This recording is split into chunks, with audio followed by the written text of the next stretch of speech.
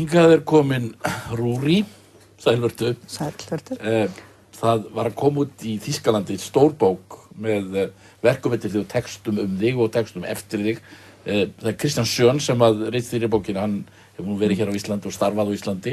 Bókin sem sagt á ensku en brennt í Þýskalandi, mjög glæsileg bók með sem sagt bara þínu ævistarfi og þetta slær mann nú algjörlega hvað það stórt þetta starf og frjótt og hvað hugsunin tær en líka breið og mikilvægt. Þú lítur að vera alsæl með þessa bók.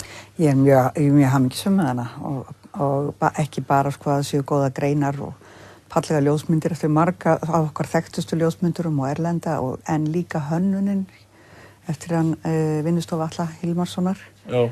Og ég að fá erlendis frá einmitt umræðum hvað hún sé eða svona skilaboð frá fólki sem finnst hún alveg einstaklega falleg svona, bara sem bók sem gripur ántilist kannski til verkana mína. Já, en hvernig kemur þetta til? Þetta þýska forlag sem að þetta svona veltist svona smátt og smátt hjá mér að þegar fólk búið að vinna í áratugi þá kannski komin tími á að taka yfirsýn og vega og meta hvort maður hafi gengið veginn til góðs, eins og sagt var. Og það nú yfirlega oftast gert í annars vegar bókarformu og hins vegar í yfirlitssýningum þegar myndlistamenn að ræða.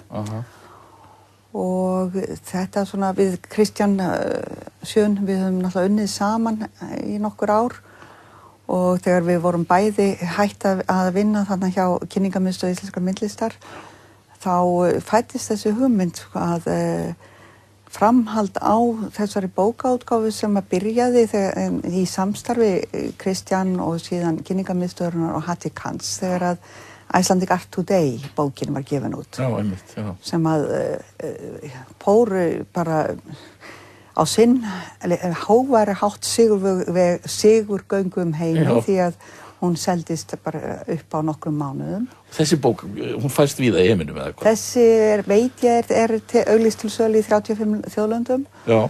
Svona, kannski fleiri, ég veit það ekki. Mér langaði bara til að kíkja á nokkrar myndir úr bókinni, bara svona til að rifja upp. Það nú allavega yfirlitssýning í Listasafninu með verkum þínu líka. Já. Fólk getur farið þangað, en við skulum sjá bara nokkrar myndir. Þarna, þetta gjörningur sem að þú gerðir á Þingvöllum. Hvað þetta? Þetta tileingun, heitir þetta verk, og tileingun til þeirra kvenna og stúlkna sem voru líflátnar með drekkingu í Drekkingarhyl á 17. og 18. öld, nei, fyrir ekki 16. og 17. öld, fyrir að hafa orðið barnshafandi utan hjónabands. Þú fórst og veittir flíkur upp úr hylnum, var það ekki?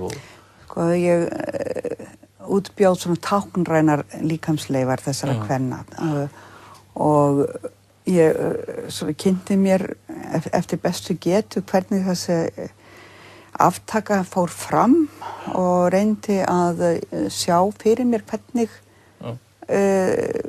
eftirleikurinn hefði orðið hugsanlega.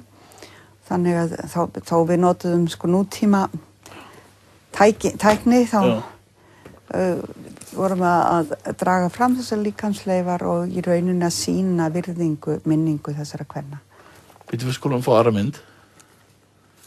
Þetta hefur mér alltaf fundist alveg óherrlega fallegt verk. Glæsilegt, það í Gufunesikirkjugarði.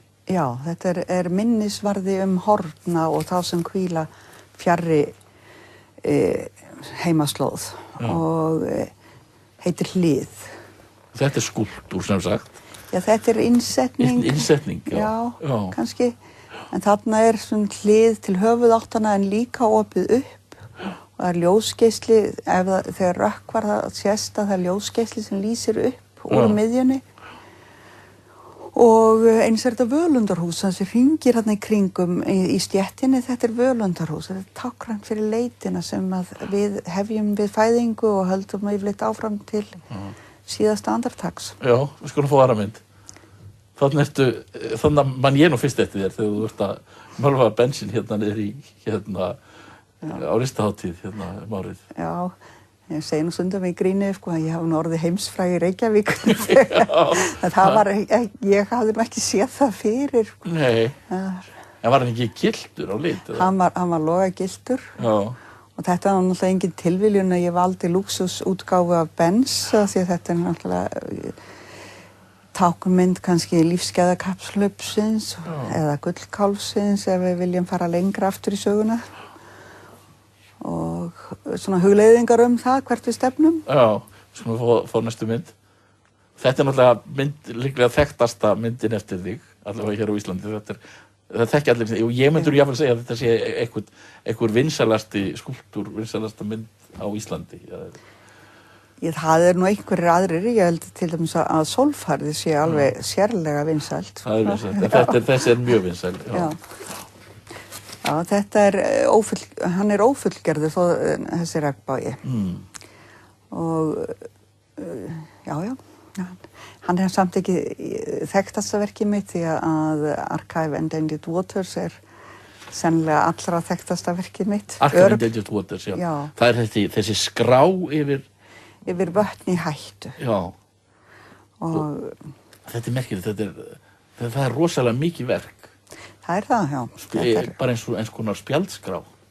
Já, það skrásetning á 52 fossum sem voru í hættu eða höfðu verið í hættu þegar að verkið var gert og sýnt á Feneyjatvíæringnum. Já. Núna helmingur þessara fossa horfinn eða eyðilagður í millitíðinni. En vatn þér mjög hugleikið. Við lifum alltaf hjá vatn. Kemur svo mikið fyrir þetta. Þetta þetta glæsilega verk sem ef ég fæ myndavélina hérna á mig sem hjá Osram í München, ekki? Jú, þetta eitt af 10 verkum sem þeir spila þau í hálft ár í senn. Við hafa fengið listamenn til að vinna verk á þessa 6 metra háu skjái. Já. Og þetta verk heitir Aqua Silence eða þagnað vatn eða þögult vatn og vísar til þess að ef að vötnin hætta að renna þá verða þau þögul. Já. En sýnir líka hvað vatn undursamlegt og ýmis tilbrigði af vatni. Sko það eru textar eftir þig líka hérna í bókinni, ljóð eða hvað maður á að kalla það. Sko það sem mér finnst vera svo mikið einkenni, hugmyndirnar hjá þér svo, sko framkvæmdin yfirleitt mjög fín en hugmyndirnar svo skýrar hjá þér. Það engin ástæða til að framkvæma verk ef maður hefur ekki skýra hugmynd.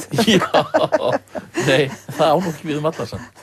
Nei, að vísu, sko, gilda önnur lögmál fyrir til dæmis abstrakt expressionistika málara. Það náttúrulega byggir á öðru grunnforsendum sem alveg jafn gildar. Já, ég var að fá eina mynd í viðbót hérna, lókin. Já, þetta gamalt verk eftir þig, gildabúrið. Þetta heitir Kona frelsi. Já. Þetta ég gerði þetta í skóla, ég var enn í skólanum þegar ég gerði þetta verk. Það var svona hugleiðingar 2 hliðar á kvenréttindabaráttunni og það náttúrulega sumar konur upplifa sig í búri, aðrar upplifa sig í búri en eru þeirra frjálsum vilja. Já, heyrðu Rúrí, ég þakka kærlega fyrir að koma þátt. Þakka þér fyrir. Vegleg bók, takk fyrir.